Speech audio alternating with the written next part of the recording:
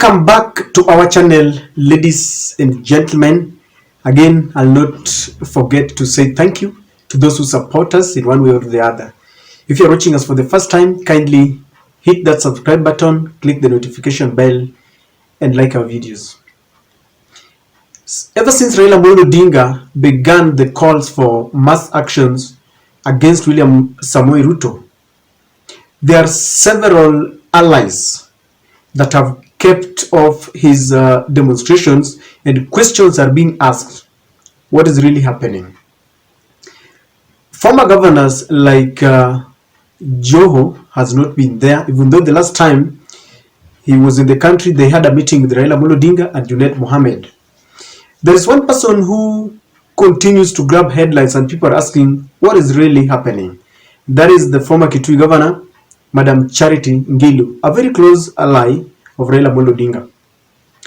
This is Kamba politics, and yesterday the former vice president and the Wiper leader Kalonzo Musyoka took the battle to Charity Ngilu, and he questioned why Charity is not joining them during the demonstrations, and he told Ngilu that Ngilu, I want you to be with me when I'm demonstrating.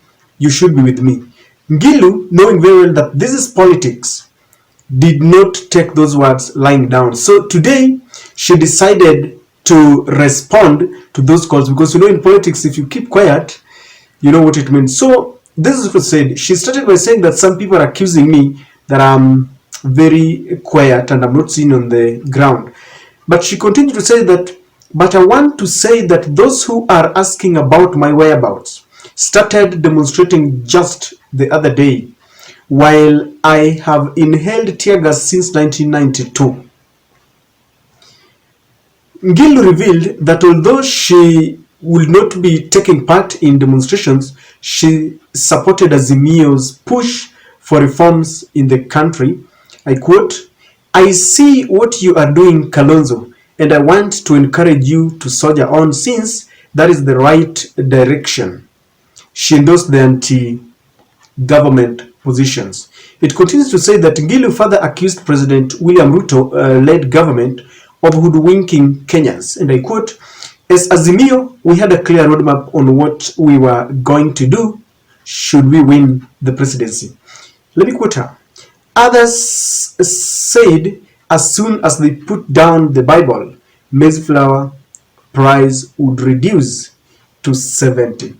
She threw a jibe towards Ruto." That is Charity Ngilu, and she knew very well why she was speaking this way, because Kalonzo had accused her of missing the Azimio rallies, and Ngilu knew very well that Kalonzo was sending a coded message to Kambas and even to the whole nation, that this is the time when we need to know who are our friends and who are our enemies. You are either with us or with the enemy. And Kalonzo has continued. This is not the first time. He has always accused members of parliament who do not join them in the rallies. So Ngilu sought to clear the air, because in politics, if you keep quiet, Ngilu is still a stalwart in Kamba politics.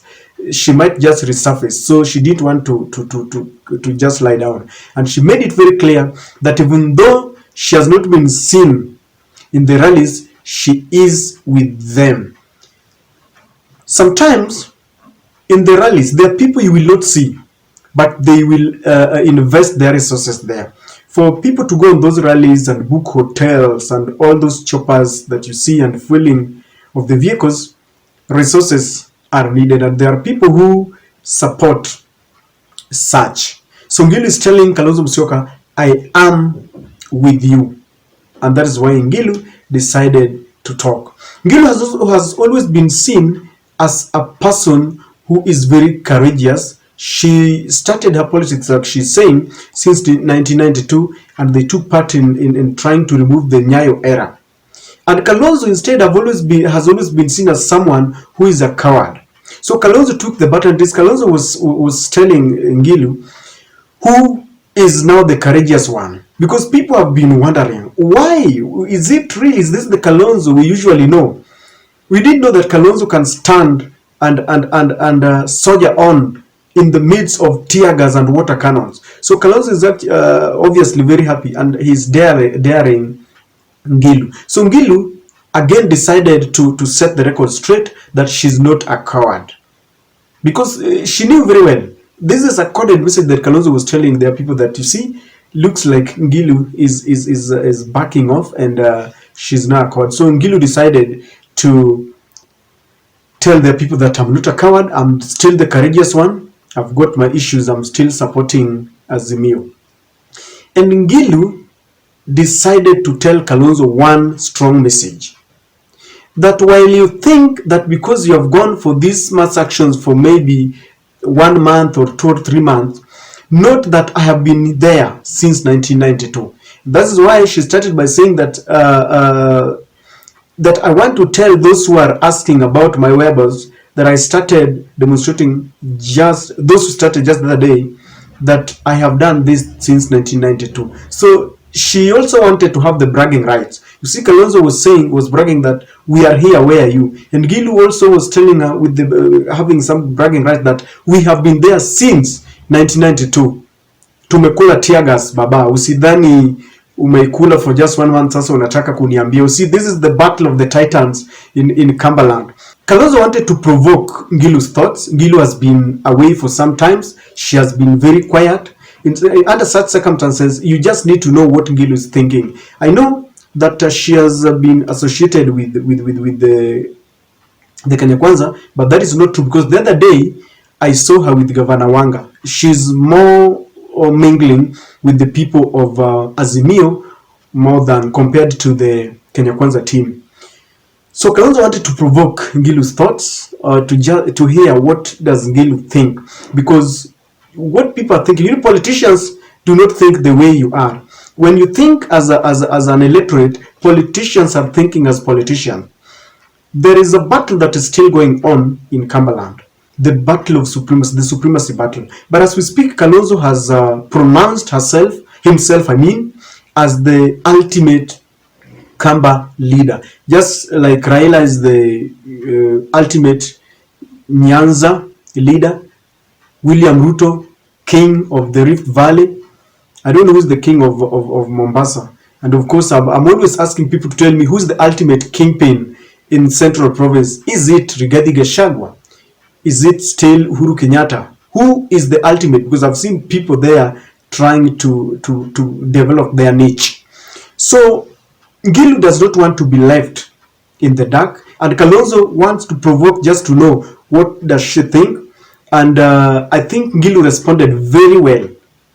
That was wisdom. She simply told Kalonzo Musyoka, I like what they're doing, what you're doing, continue doing it, brother, because that is the only way. And Ngilu chided this government just to show that she's still with Azimio. She said that we had a clear plan, a clear roadmap of what we wanted to do, but this government promised that immediately they place the Bible down, then the cost of living will come down, yet we can't see that being reflected in their day-to-day undertaking. So she wanted to set the record, said that I am there, I knew what we had in store, I knew the roadmap. I also think that Kalonzo wants a stronger backup from his backyard. From Kambani, Kalonzo has been doing it alone, and of course, I think the only people who are seen there are people like Enoch Wambua. Some of his governors have also been shaky. They are not very strong. Wavinya Ndeti, Mutula Kalonzo Jr. have always indicated that they've got aspersions, they've cast aspersions on the Azimio rally, saying that they are anti-development. You see, this was a narrative that William Ruto crafted immediately he was sworn in, that he wants to build an economy. If you want if you want development from the national government, then you need to work with him. That's why you see him meeting people in State House, some Azimio members of parliament from the Jubilee, from ODM. But thank God, I've never seen members from Kalonzo backyard taking photos in State House.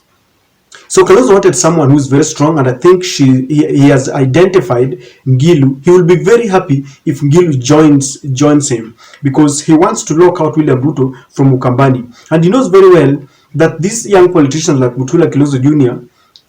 could be swayed here and there. He knows very well that Ngilu is a strong candidate and cannot be swayed. So maybe he wanted to just invite Ngilu to provoke her so that they can come and fight this together. But we are happy that Mama Ngilu has now come out and she has given her blessings.